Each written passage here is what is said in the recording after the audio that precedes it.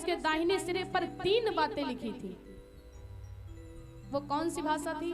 रावण देखे विद के अंका, तब मनमा उपजी एक शंका। रावण ने हाथ तक नहीं लगाया, क्या देखा है? और जो धनुष के दाहिने सिरे पर 3 बातें हैं, वो इंग्लिश भाषा में नहीं लिखा है, वो हिंदी भाषा में नहीं लिखा है, वो संस्कृत भाषा में नहीं लिखा है, वो ब्रह्म अक्षरों में लिखा है। क्योंकि ब्रह्म अक्षरों का ज्ञान सिर्फ रावण को था, या तो भगवान को था।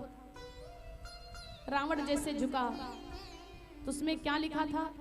उसमें 3 भाषा ये थी, 3 बातें ये थी कि जो वीर इस धनुष को तोड़ेगा तो पहले नंबर पर वन गमन, उसका 14 वर्षों का वनवास होगा। और दूसरी बात ये कि नारी हरण, उसकी नारी का हरण होगा। और तीसरी बात पिता मरण, उसके पिता की मृत्यु होगी। जिसके मस्तक पर ये 3 बातें होंगी वही इस धनुष को तोड़ सकेगा। तो रावण सोच लेगा ये मेरे मस्तक पर थोड़ी ना है, इसलिए हम तोड़ेंगे ही नहीं। अब इसमें पहले से ही लिखा कि इसको कौन तोड़ पाएगा, जिसके मस्तक पर ये 3 बातें होंगी वही तोड़ पाएगा। तो लाओ हम देखते कि किसके मस्तक पर ये 3 बातें हैं। बहुत राजा लोग बैठे हैं, रावण सबके मस्तक को चेक करता गया, किसी के मस्तक पर ये 3 बातें नहीं मिली। लेकिन जैसे राम के पास में पहुंचा, कहने लगा हे राम तुम्हारे मस्तक पर है पिता मरण बनवास लिखा।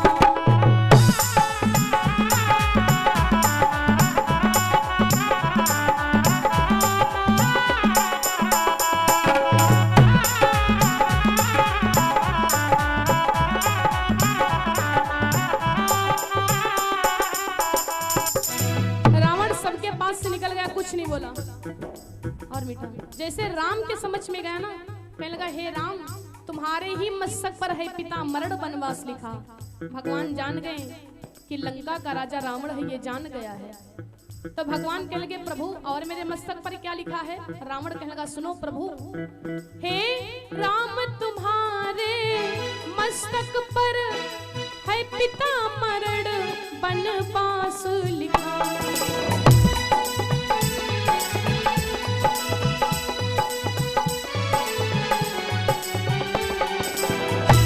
भगवान कह के महाराज और मेरे मस्तक पर क्या है? रावण कहता सुनो राम, हे राम तुम्हारे ही हाथों से रावण का सर्वनाश लिखा।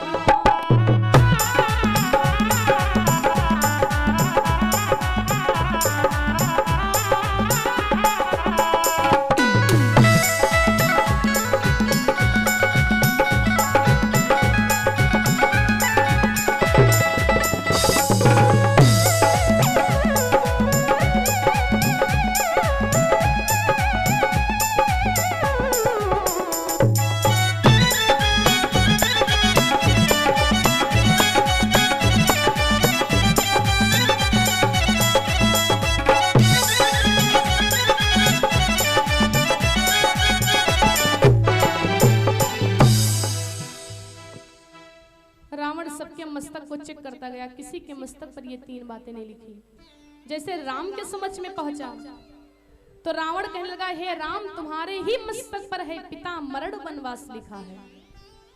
भगवान जान गए कि लंका का राजा रावण है। तो भगवान कह लगे महाराज और मेरे मस्तक पर क्या लिखा है? रावण ने कहा हे राम तुम्हारे ही हाथों से मुझे रावण का सर्वनाश लिखा, क्योंकि मैं ही तुम्हारी पत्नी का हरण करूंगा और जब पत्नी का हरण करूंगा तो आप ही मुझे मारेंगे, जो मैं सीधे वैकुंठ को जाऊंगा। अब यहाँ पर लोगों के मन में प्रश्न उठता है कि जब रावण को पता चल गया है कि भगवान ही मुझे मारेंगे तो वो बैर क्यों करने लगा? जिसको पता चल जाए कि यही आदमी हमको जान से मारेगा तो उससे मीठी मीठी बातें करेगा, किसी प्रकार से सुलझाए रहे तो ये हमको मारे ना, क्योंकि इसी के हाथों से मेरी मौत लिखी है, वो तो उसका सेवक भी बन जाएगा। लेकिन रावण ने जानबूझ करके गलती किया, पत्नी का हरण कर लिया। रावण जानता है कि ये भगवान राम है, ये विष्णु है, और मैं जय और विजय को श्राप है ना कि 3 जन्मों तक तुम राक्षस योनि में जन्म लोगे, लेकिन तुमको मारेंगे यही, क्योंकि यही मारेंगे तभी तुम्हारा उद्धार होगा और तुम सीधे वैकुंठ को जाओगे। रावण ने जो कुछ भी किया है केवल अपने मुक्ति के लिए किया है, मुक्ति को पाने के लिए किया है। आज दुनिया में लोग रावण को गलत कहते हैं, लेकिन रावण बहुत अच्छा इंसान है। रावण ने जो कुछ भी आज तक किया वो केवल अपनी मुक्ति को पाने के लिए क्या है कि भगवान से हम बैर धारण करेंगे तभी भगवान को क्रोध आएगा, भगवान के हाथों से हम मारे जाएंगे और सीधे वैकुंठ को जाएंगे। रावण बहुत अच्छा आदमी था। क्यों? रावण ने सीता का हरण तो कर लिया। रावण को एक श्राप था कि रावण अगर किसी स्त्री को बिना उसकी इच्छा के बगैर काम वासना से स्पर्श भी कर लेगा तो भस्म हो जाएगा। ये रावण को श्राप था। अब आपके मन में यह प्रश्न उठा होगा कि जब रावण सीता मैया का हरण करने गया तो स्पर्श तो हुआ ही था, हाथ में ही तो लिया था, तब रावण भस्म क्यों नहीं हो गया? बात ये थी ना कि श्राप क्या था? बिना इच्छा की बगैर, और दूसरी बात ये कि काम वासना से। लेकिन जब रावण गया है, मैया की इच्छा तो नहीं थी, लेकिन रावण की जो सीता मैया है वो बेटी है। रावण ने काम वासना से सीता मैया को नहीं उठाया है, बेटी समझ करके हाथ में उठा लिया, और इसीलिए रावण के ऊपर कुछ नहीं हुआ। रावण ने जो कुछ भी किया है सब मुक्ति को पाने के लिए किया है कि मैं भगवान से बैर को धारण करूंगा और सीधे वैकुंठ को जाऊंगा। रावण लंका में गया है। उस जमाने में सीता जैसी सुंदर नारी को रावण ने अपने महलों में इतने दिनों तक सुरक्षित रखा। इतनी सुंदर माता सीता थी, वहां पर कोई नहीं था मैया के साथ में, लेकिन उस जमाने में महाराज रावण जी ने सीता जैसी सुंदर नारी को अपने महलों में जब तक रखा, सुरक्षित रखा। लेकिन आज के रावण पर इतना भी भरोसा नहीं है। आप लोग खुद ही कहते हो, अपने बेटी को, अपने बहन को किसी के साथ में भेज कर तो देखो, गलत इंसान कर देगा। लेकिन महाराज रावण जो है बहुत अच्छे आदमी हैं। रावण ने जो कुछ भी किया है सिर्फ अपने मुक्ति को पाने के लिए किया है। बोलिए सच्चे दरबार की।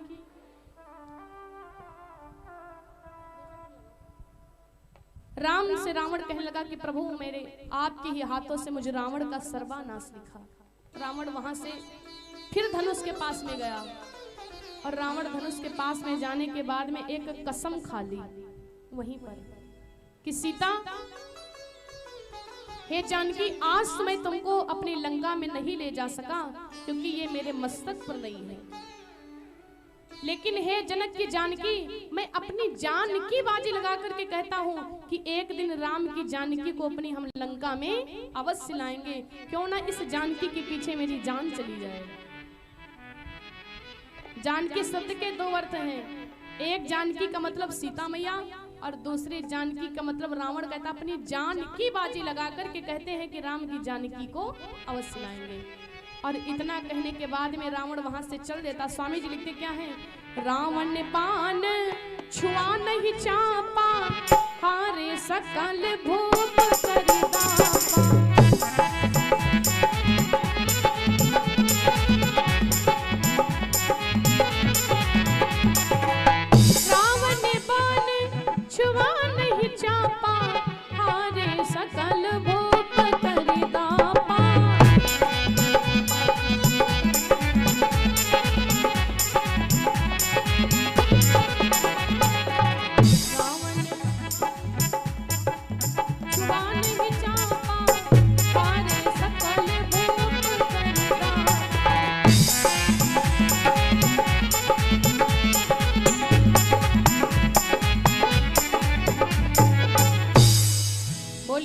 दरबार की। रावण ने तो उस बाण में, धनुष में हाथ तक नहीं लगाया। रावण बाण छुआ नहीं चापा और हारे सकल भूप कर दापा। रावण वहां से चला गया। जब रावण चला गया,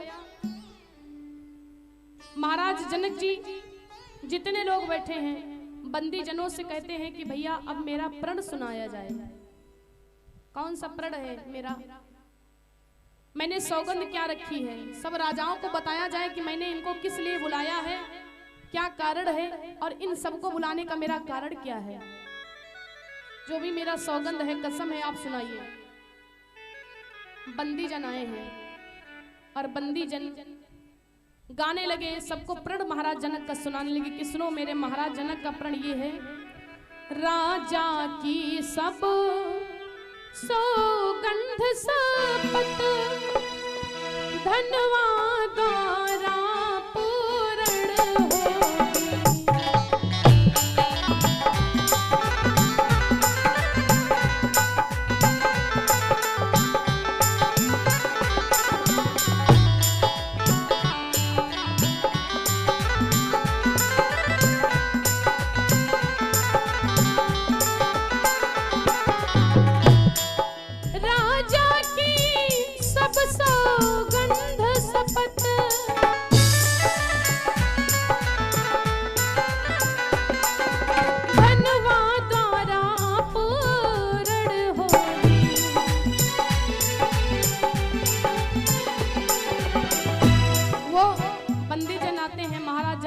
सुनाने लगे। प्रण क्या है? जो वीर धनुष यहाँ तोड़ेगा सीता उसको वर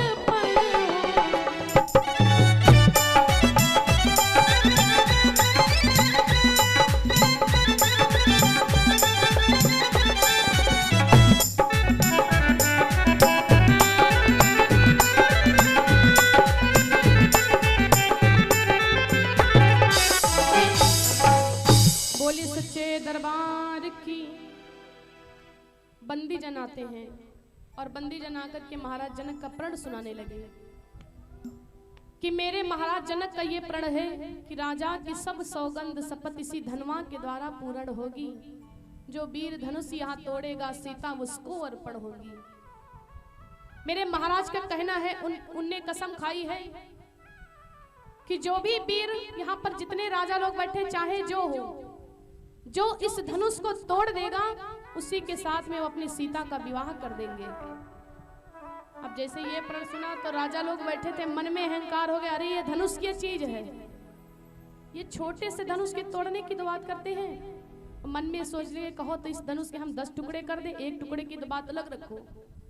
और सब सोच रहे कितनी जल्दी उठे, कितनी जल्दी तोड़े, कितनी जल्दी सीता का विवाह मेरे साथ में हो, क्योंकि सीता मैया बड़ी सुंदर थी। अहंकार मन में हो गया। लेकिन अगर अहंकार हो जाएगा तो आप जीत नहीं पाओगे, चाहे जो भी हो, चाहे इलेक्शन हो, चाहे प्रधानी का हो, चाहे बीडीसी का हो, चाहे डीडीसी का हो। अगर मन में अहंकार है तो आप सफलता नहीं पाओगे। क्योंकि जब आप लोग किसी पेड़ पर भी चढ़ते हो तो पहले झुककर ही चढ़ना पड़ता है। पेड़ पर अगर झुकोगे नहीं तो चढ़ नहीं पाओगे। इसलिए अगर सफलता पानी है तो पहले झुकना पड़ेगा, और सफलता पाने के बाद में पेड़ पर चढ़ने के बाद में अगर आपको आसान लगे तो कूद ही आओ, या आराम से उतर आओ, या चढ़े चढ़े कैसे भी उतर लो। कई लोग तो चढ़ तो जाएंगे लेकिन वहां से कूद लेंगे जब अच्छा तरीका मिल जाएगा। तो चढ़ने के बाद कैसा भी आप काम करो, लेकिन चढ़ना पड़ेगा तो झुककर ही चढ़ना पड़ेगा। मन में अगर अहंकार होगा तो आप सफलता नहीं पा सकते हो। बोलिए सच्चे दरबार की। अब हुआ क्या, जितने भी राजा लोग बैठे हैं, सबसे पहले जो राजा बैठा था वो जैसे धनुष को तोड़ने के लिए उठा है, पृथ्वी थर्राने लगी, क्योंकि वो जो राजा था बहुत बली था। पूरी पृथ्वी थर्राने लगी और उस राजा में ना जाने कितने हाथियों का बल समाया हुआ था। जैसे वो राजा उठा तो जितने लोग थे बैठे थे सब सोच रहे कि ये जरूर तोड़ देगा, क्योंकि ये बहुत बलशाली है। इसके चलने से जब पृथ्वी थर्राने लगी है तो धनुष क्या चीज है। जैसे गया है, स्वामी जी लिखते क्या है, योधा वो राजा वो के दल जब धनुष उठाने उठे,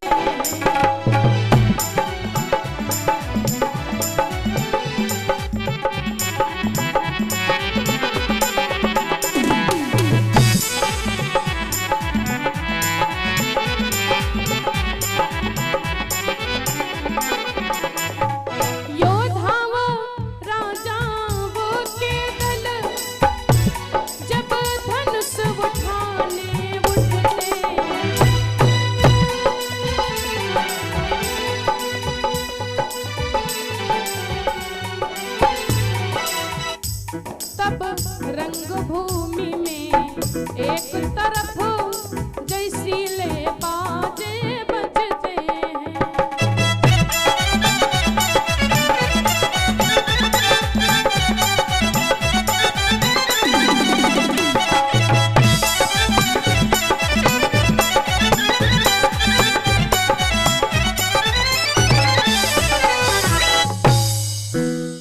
जैसे वो राजा धनुष को तोड़ने के लिए उठा है, उसके उठने पर ही पृथ्वी थर्राने लगी, इतना बली राजा था।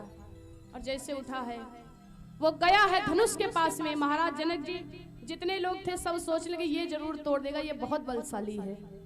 और जैसे गया है इतना अभिमान है मन में कि पहले तो शक्ति आजमाने लगा, ऐसे ऐसे करके मुट्ठी करके बंद करके शक्ति आजमाने लगा, ये क्या धनुष चीज है, अभी तोड़ देंगे। और जैसे धनुष को तोड़ने के लिए झुका है तो सबसे पहले वो गणेश जी का भक्त था, तो पहले मानने लगा कि गणेश जी अगर ये धनुष हमसे टूट गया तो कल 5 किलो लड्डू चढ़ाएंगे आपके ऊपर। ये लोग पहले मानते हैं ना, अगर ये धनुष हमसे टूट जाए तो हम 5 किलो लड्डू चढ़ाएंगे। और जब इसने ये कसम खाई तो बाकी जितने राजा लोग बैठे थे वो सब गणेश जी से कहने लगे, गणेश जी अगर ये धनुष इससे नहीं टूटा तो हम 10 किलो चढ़ाएंगे, इससे ये धनुष न टूटे। तो अब हनुमान जी जो गणेश जी वो सोचे अब इनका हम कहाँ माने कि इनका माने। जैसे शक्ति को आजमा करके धनुष को तोड़ने के लिए चला है, आहा वो कांपने लगा राजा, धीरे धीरे करके धनुष को पकड़ा है, पृथ्वी थर्राने लगी, बहुत जोर से पृथ्वी थर्राने लगी। और वो जो राजा है वो कांपने लगा, उसका पूरा शरीर कांपने लगा क्योंकि बहुत बली था। और उस राजा ने पैर से लेकर के चोटी तक दम लगा दी, लेकिन धनुष को तोड़ने की तो बात अलग हो, पूरा शरीर में पसीना पसीना हो गया, लेकिन हिला तक नहीं पाया। और जब वो धनुष हिला नहीं पाया तो जितने राजा लोग थे बड़ी जोर जोर से हंसने लगे, बस हो गया, बहुत बड़े अपने आप में राजा बन रहे थे, तुम थोड़ी ना तोड़ पाओगे, हम तोड़ देंगे। बाकी जितने लोग बैठे थे वो राजा गया चुपचाप बेचारा और उदास होकर के बैठ गया। अब जैसे दूसरा राजा खड़ा हुआ है वो भी कोई कम